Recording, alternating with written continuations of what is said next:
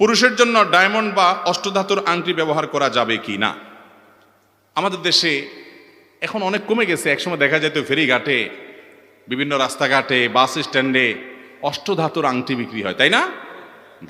দাদা ভাই একটা ভরাট কণ্ঠে রেকর্ড করা ক্যাসেট শুনছেন আপনারা?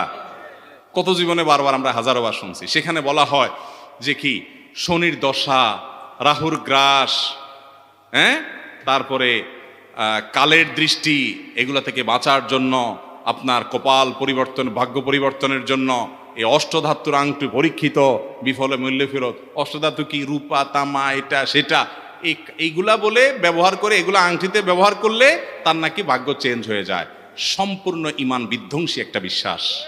কেউ যদি এটাকে সিরিয়াসলি বিশ্বাস করে, হাকিকি অর্থ নেয় যে আমার ভাগ্য পরিবর্তন এই অষ্টধাতুই করতে পারে, তাহলে ইমান পর্যন্ত চলে যেতে পারে।